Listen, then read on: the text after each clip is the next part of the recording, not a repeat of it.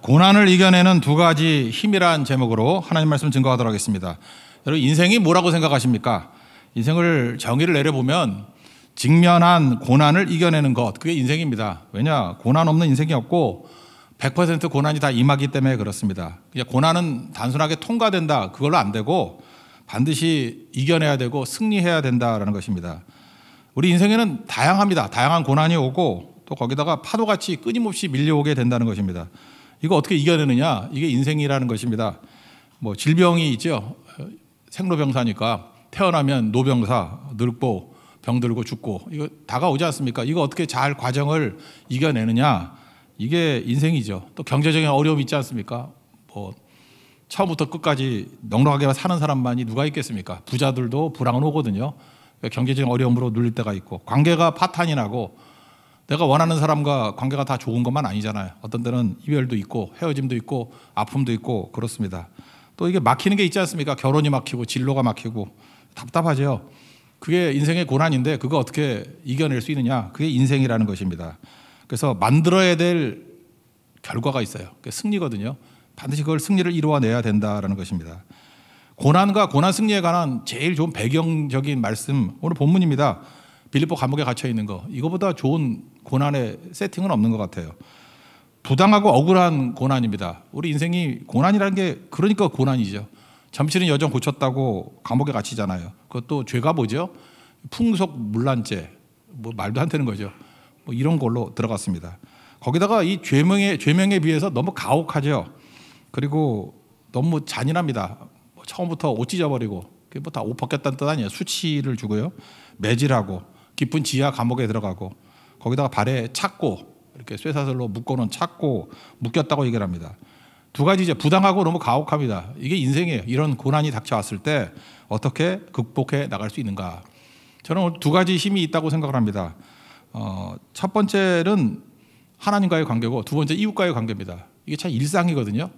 이 고난이라는 것은 어떻게 이겨야 돼요? 특별하게 이기면 안 되고 일상, everyday life, 일상에서 이겨야 된다는 거예요. 우리 마태복음 22장에 보면은 율법사가 와서 어느 계명이 큽니까? 그럴 때 예수님 대답이 뭐예요? 하나님 사랑하고 이웃 사랑하라. 이것이 율법이요 선지자다. 뭐 이렇게 말씀하지 않습니까? 그러니까 인생에 이 두 가지 잘하면 된다는 거예요. 고난도 마찬가지입니다. 이 두 가지 잘하면 반드시 승리하게 된다는 거예요. 일상에서도 특별한 거 삼지 마십시오. 뭐 이렇게 발작적인 믿음을 가지면 안 되고 일상의 믿음을 가져야 되는데, 하나님 사랑하고 이웃 사랑하면 된다는 거예요. 그러니까 하나님 사랑이 고난 가운데 뭐로 드러나느냐, 좀 설명을 한다 그러면 하나님께 더 가까이 가는 것. 그러니까 고난 때문에 더 가까이 간다 그러면 무조건 승리하게 돼 있습니다. 또 이웃에 대해서는 나를 깨버려야 되잖아요. 나를 깨고 이웃을 향해서 나아갈 때 이게 용량이 커지고 그릇이 커지게 돼 있습니다. 그래서 이웃 사랑이 커지는 거예요. 세상에서 제일 옹졸하고 좁쌀만한 인생이 누구냐 하면 나밖에 모르는 거거든요. 내 가정밖에 모르는 거. 고기가 껍데기잖아요. 절대 커지지 않죠. 아무리 부어줘도.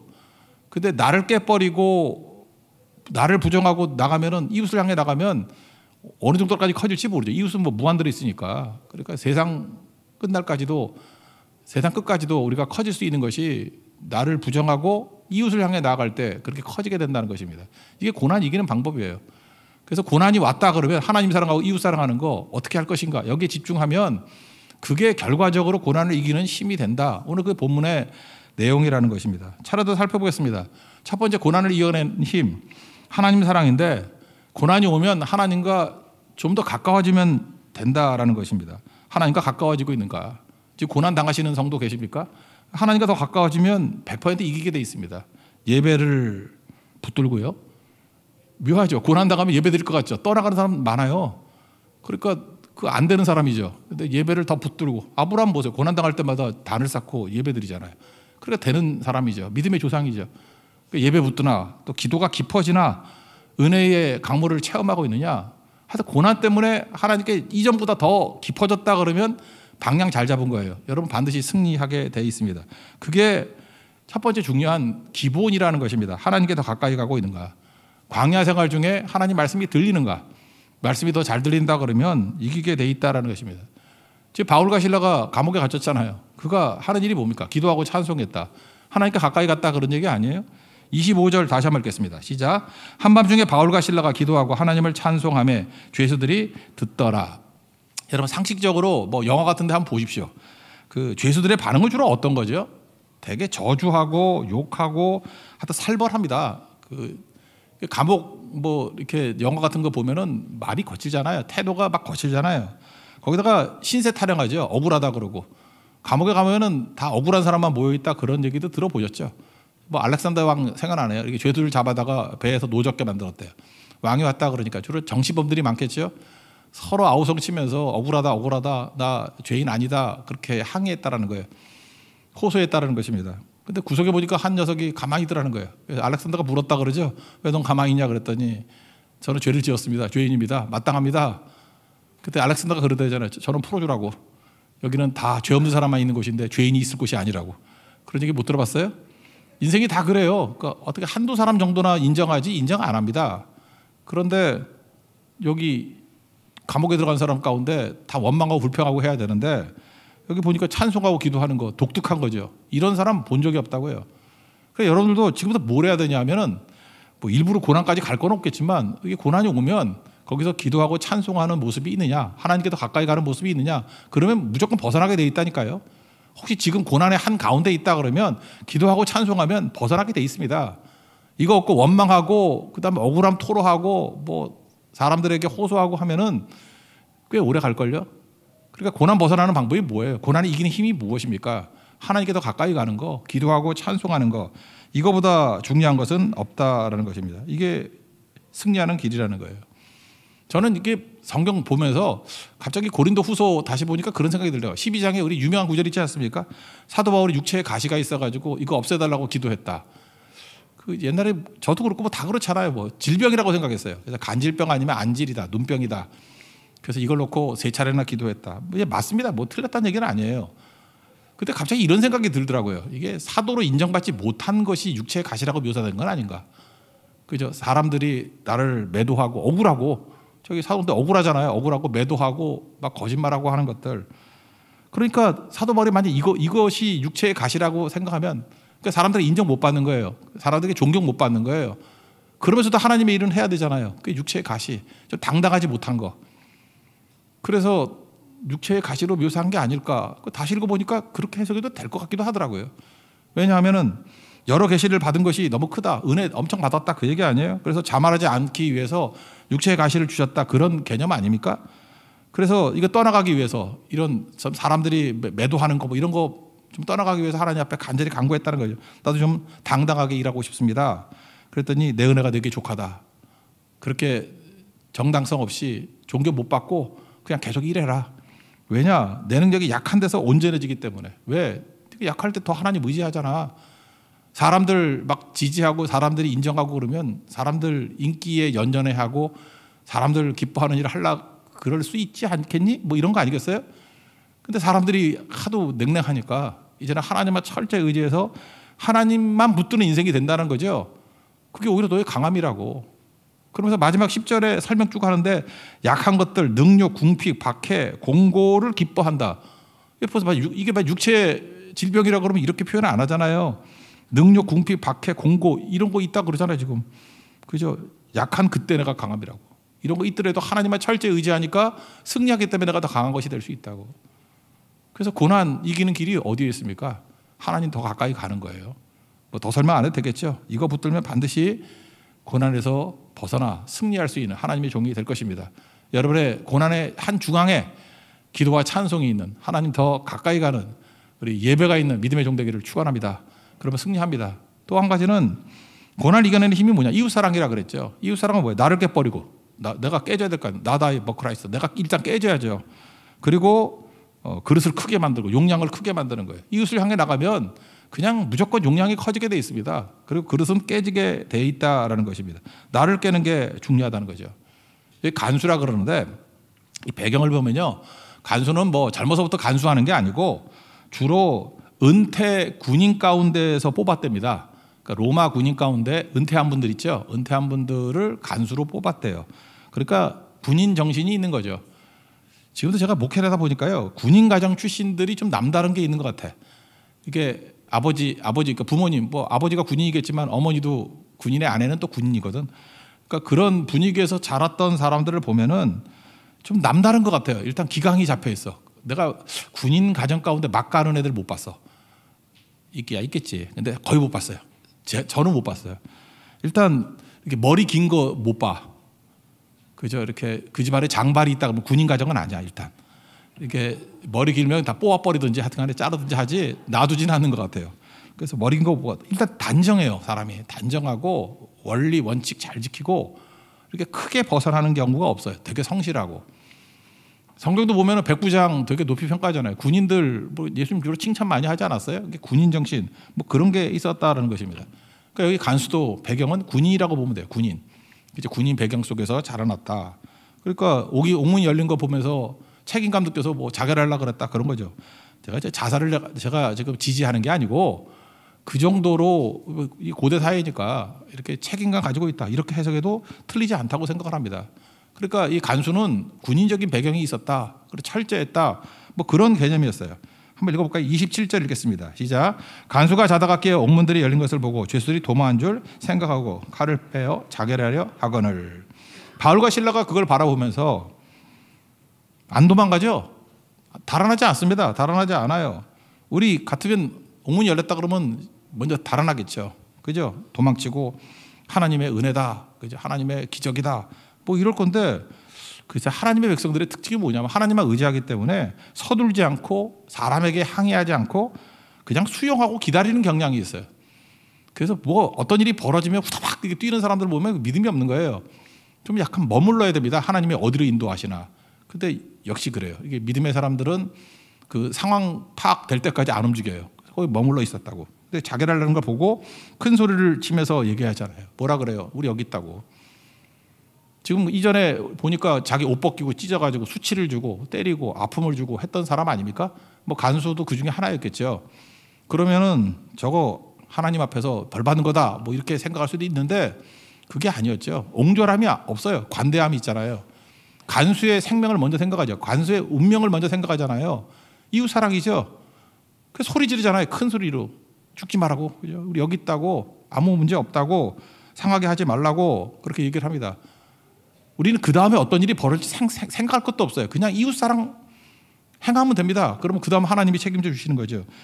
28절 읽겠습니다. 시작. 바울이 크게 소리질러 이르되 내 몸을 상하지 말라. 우리가 다 여기 인도라 하니. 그때부터 간수와 죄인이 역전이 일어나요. 어떤 일이 벌어지냐면 죄인이 행동해야 될 걸 간수가 하고요. 간수가 행동해야 될 것을 죄인이 행동하는 것 같아요. 일단 이 간수는 두 가지 놀란 것 같아요. 첫째, 잡혀 들어왔는데 원망, 뭐 울고 뭐 이런 거 없이 기도하고 찬송하는 게 놀라움이었죠. 저런 죄수가 다 있나?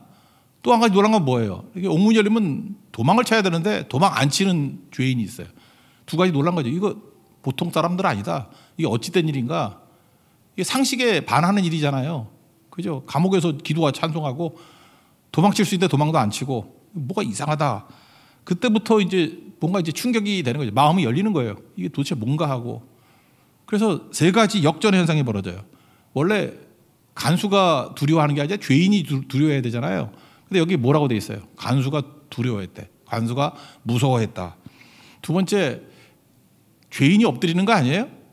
간수가 있으면 죄인이 엎드려야 되는 거 아니에요? 고대 사회 같으면은. 근데 죄인 앞에 간수가 지금 엎드리고 있어요. 그리고 구원 요청하는 거 주로 누가 구원 요청해요? 나 좀 살려줘요 하고 죄수가 요청해야 되는데 간수가 죄인에게 구원을 요청해요. 어떻게 해야 돼? 구원받을 수 있냐고. 세 가지 역전이 벌어지죠. 여러분 우리는 이 세 가지 역전이 이런 것들이 벌어지기 위해서 하나님 능력 달라고 그러는데 능력 달라는 거 하나도 필요 없고요. 그냥 이웃 사랑하면 이렇게 돼버려요. 우리 삶 가운데 그냥 하나님 원칙대로 하나님 사랑하고 이웃 사랑하면 이런 일들이 벌어진다니까요. 이건 자동적으로 벌어지는 거예요. 이거는 뭐 우리가 의도한다고 되는 게 아니라고. 삶 속에서 이런 역사들이 나타나야 된다라는 것입니다. 이거 한번 읽어보죠. 29절 30절 읽겠습니다. 시작. 간수가 등불을 달라고 하며 뛰어들어가 무서워 떨며 바울과 실라 앞에 엎드리고 그들을 데리고 나가 이르되 선생들이여 내가 어떻게 해야 구원을 받으리까 하거늘. 선생이라고 부른 거는 존경심도 있는 거죠. 간수가 죄인을 존경하네. 선생님들, 선생들이여 이렇게 얘기했다라는 것입니다. 이 뒤에 보면요, 그 바울이 자기가 로마 시민권이 있다라는 거 주장하잖아요. 왜 죄도 정하지 않고 함부로 대하냐? 그랬더니 듣고 두려워했다 그런 얘기가 나오죠. 자기 자신의 안위를 위해서 로마 시민권을 내세운 적은 없어요. 근데 바울은 지금 떠나지만 빌립보 교회는 남아있죠. 그 남아있는 사람들의 그 안위를 위해서 지금 배려해 주는 거예요. 참 중요한 거죠. 내 특권들이 있는데 특권을 가지고 날 위해 쓰는 게 아니에요. 그거를 갖다가 조심스럽게 사용하는데 언제? 또 다른 남아있는 빌립보 성도들을 위해서 사용하는 거. 그래서 그 뒷부분에 나오는 왜 갑자기 이렇게 핍박당하고 있을 때 조용히 있다가 나가라 그럴 때 왜 로마 시민권 사용했냐 그럴 때 그거는 빌립보 성도들을 위한 배려다. 그래 길 열어주는 자죠. 이후에 오는 사람들에게 안전을 도모하기 위해서. 이런 것들이 필요한 거죠. 그러니까 바울과 실라는 철저하게 이웃 중심적인 생각을 하고 있다는 거예요. 그러면 다 뒤집힙니다.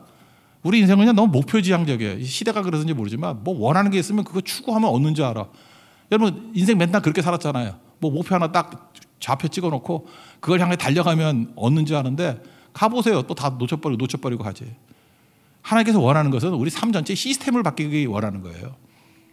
이웃 사랑하는 시스템으로 바뀌면은 시스템 때문에 오는 자동적으로 오는 일들이 있다라는 것입니다. 그거 붙들라는 거예요. 그때 결과가 너무너무 좋죠. 결과 쭉 읽어봅시다. 31절부터 34절까지 읽겠습니다. 시작. 이르되 주 예수를 믿으라. 그리하면 너와 내 집이 구원을 받으리라 하고 주의 말씀을 그 사람과 그 집에 있는 모든 사람에게 전하더라. 그 밤 그 시각에 간수가 그들을 데려다가 그 맞은 자리를 씻어주고 자기와 그 온 가족이 다 세례를 받은 후 그들을 데리고 자기 집에 올라가서 음식을 차려주고 그와 온 집안이 하나님을 믿음으로 크게 기뻐하니라. 결과가 좋았다. 오늘 부제에도 나와 있지만 이렇게 하나님 사랑하고 이웃 사랑하는 내용으로 나갔더니 결과가 이제 세 가지 정도의 결과가 나오는 것 같아요. 첫째, 스토리가 나오고요. 그죠? 스토리가 나오고, 두 번째, 기량이 좋아지고, 세 번째, 다양성의 은혜를 누리게 된다는 것입니다. 이게 어떤 일이냐? 이런 거죠. 일단 스토리가 나오잖아요. 우리 이 이야기 되게 좋아하죠. 이렇게 이 간수가 얼마나 많은 이야기를 했겠어. 야, 이런 죄수들이 있더라. 그죠? 그 다음에 옥문 열렸는데 내가 죽으려고 그랬는데 도망도 안 가더라. 그리고 우리 집이 다 그때 예수 믿게 되었어. 라고 하는 이 빌립보 교회 교인되었을 거 아니에요. 아름다운 스토리가 있는 종들이 되더라는 거예요. 우리가 이웃 사랑하고 하나님 사랑하는 모습이 있으면 교회에 아름다운 스토리가 남아 있습니다. 그래서 교회의 재산은 뭐냐? 스토리예요. 어떤 이야기가 있느냐? 여러분들 신앙생활하면서 이런 이야기를 가지고 있습니까? 그 이야기를 가지고 있어야 돼요. 오늘 288장 찬송했는데 그 후렴부에 그 유명한 내용 나오잖아요. 그 영어 찬양이 더 재밌죠. This is my story. 이것이 나의 간증이요. 간증이 스토리거든요. This is my song. 이것이 나의 찬송이다. 노래라고. 그 다음 뒷부분이 뭐예요? Praise my Savior all day long. 하루 종일 주님을, 내 구세주를 찬송한다고. 이 얘기 아니에요? 그 스토리를 갖고 있는 내용들이 너무너무 아름다운 모습이 된다는 것입니다. 그 스토리 하나 하니까 생각나는데 그 로스앤젤레스 그 남쪽 가면 얼바인이라고 있죠. 얼바인. 거기 있던 어떤 교회인데 제가 교회 신축하기 전에 재작년에 돌아가신 목사님 계세요. 손인식 목사님이라고. 그 교회에 갔을 때인데 자기 존경받을 수 있는 목사님이세요. 근데 저한테 얘기를 뭐 쭉 해주더라고요. 근데 그 교회 이렇게 막 부흥 가게 된 스토리가 있잖아요. 근데 부흥의 큰 원동력이 됐던 스토리가 뭐였냐 그랬더니 거기 되게 좋은 동네거든요. 뉴포트라고 뭐 대한항공 회장 그 집안도 거기 있고잖아요. 되게 부자들 많이 사는 데예요. 뉴포트 있고 또 뭐 있나 거기 옆에 세들백 교회도 거기서 가까워요.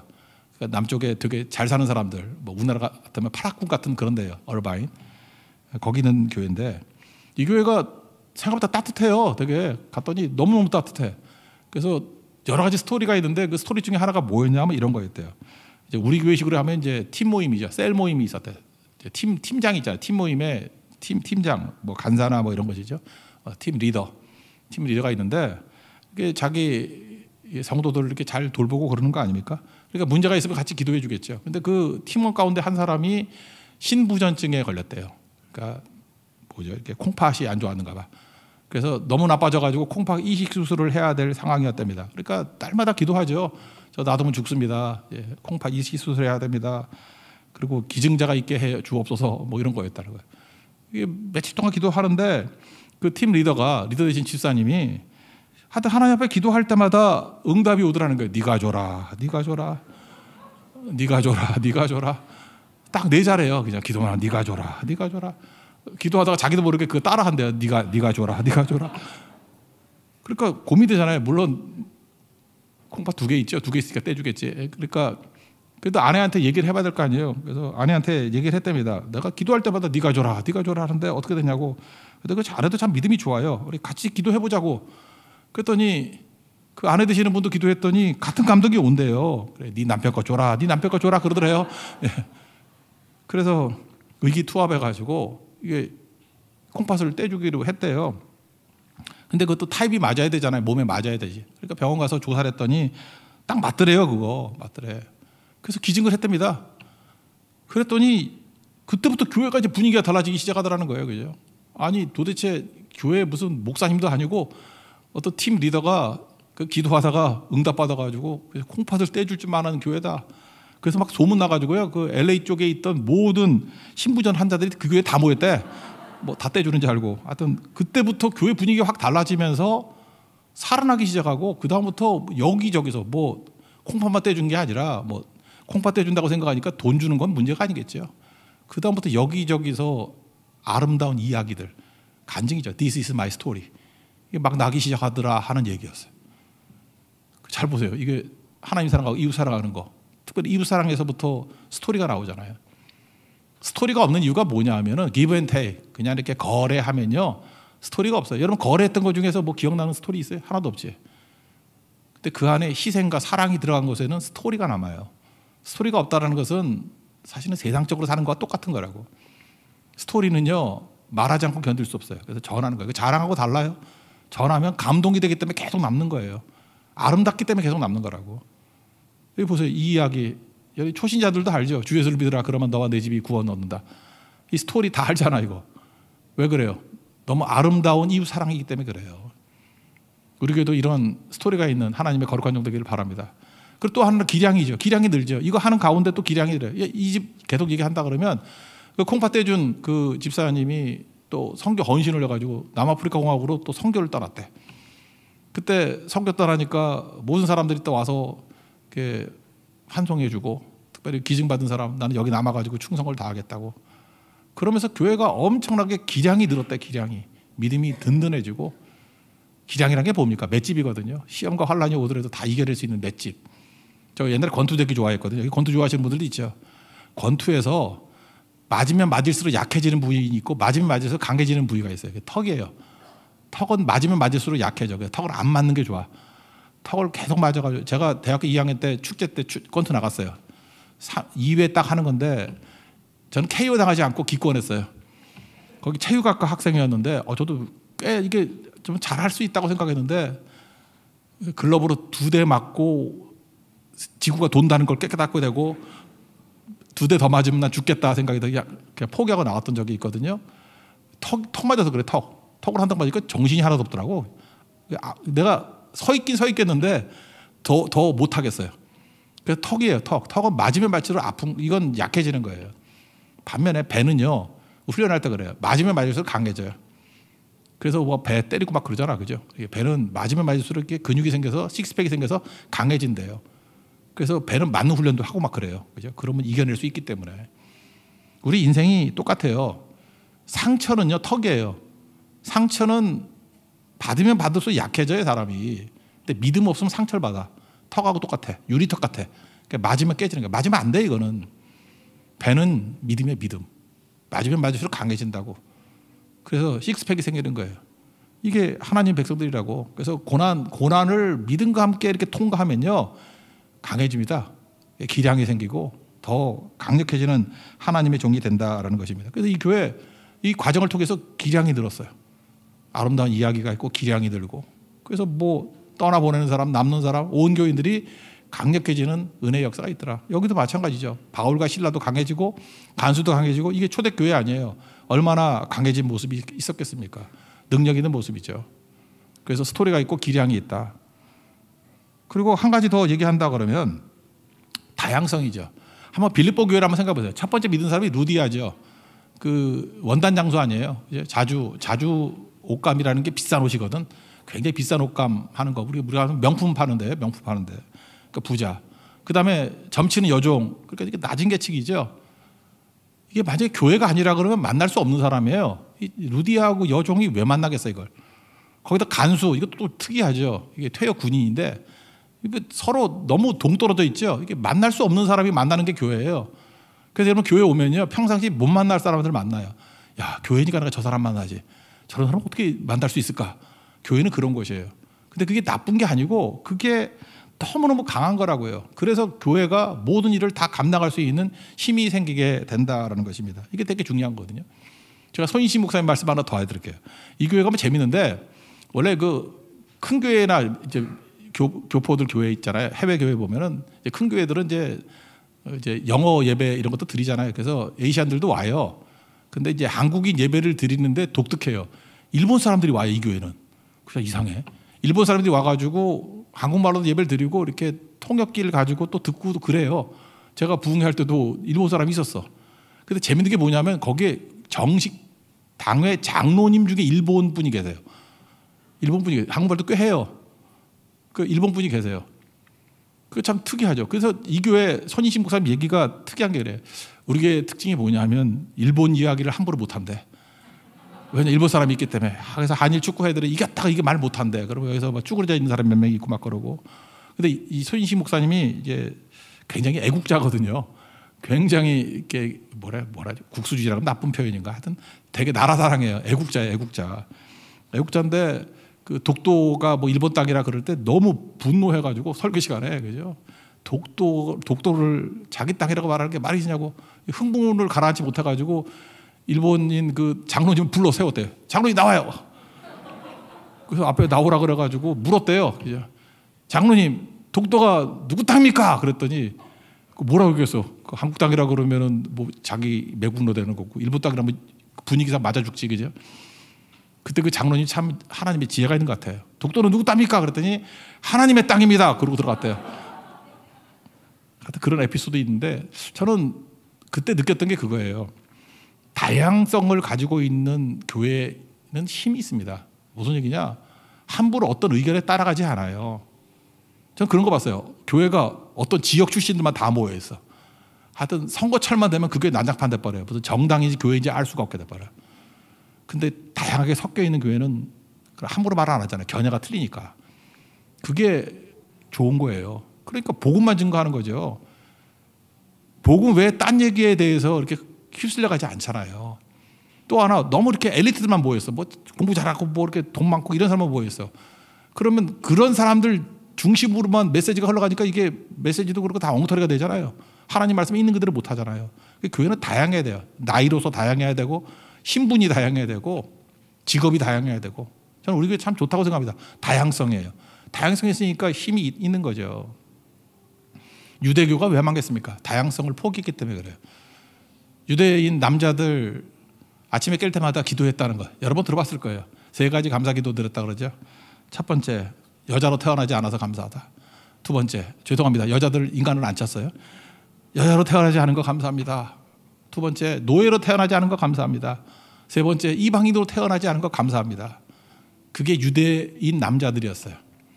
근데 여러분 아다시피 초대교회 핵심 멤버가 누구예요? 여자들이에요. 부활의 첫 증이 누구예요? 여자들이에요. 루디아, 빌립보교의 첫 교인이 누구예요? 루디아, 여자예요. 아시죠? 루디아 남자인지 알고 있는 거 아니죠? 여자예요, 여자. 그 다음에 노예. 점치는 노예예요, 종. 그 성경에 얼마나 많이, 오네시모, 노예잖아요, 노예. 빌레몬서에 나오잖아요, 오네시모. 그죠? 골로새 교회거든, 거기도. 이게 다 노예들 있잖아요. 이방인의 사도가 바울 아닙니까? 그러니까 유대교회에서 전부 다 배척하고 했던 것들이 교회는 다 중심이 돼버려요. 여자, 노예, 이방인, 그게 교회예요. 그래서 여러분들 끼리끼리 편하다 그런 건 교회가 아닙니다. 교회는 어느 것도 다 품을 수 있어요. 다양성에서 힘이 나오는 거예요. 거기서 능력이 나타난다. 이거 언제 이런 일이 벌어지죠? 이웃 사랑하게 될 때, 하나님 사랑하게 될 때 나타나는 부수적인 결과들이에요. 이거 지금 분석하니까 좋은 거지 분석할 필요도 없습니다. 그냥 하나님 사랑하고, 고난 중에 하나님이 사랑하면 고난 이깁니다. 고난 중에 이웃 사랑에 초점을 맞추면은 분석할 필요도 없어요. 이런 것들이 나중에 결과로 나타나서 결과가 만들어져요. 나중에는 찬송하고 노래하고 이야기로 남는, 그리고 나중에 무릎을 치는 거예요. 아, 이런 것을 하나님께서 축복으로 주시는구나 깨닫게 된다는 것입니다. 그런 은혜를 다 누릴 수 있는 우리 하나님의 거룩한 종 되기를 축원합니다. 예, 자리에서 일어나겠습니다. 우리 함께 기도에 찾아가겠습니다. 우리 다 같이 기도하는 한 덩어리의 한 몸의 교회가 되기 해달라고 기도하겠고, 오늘도 말씀 붙들고 기도하겠습니다.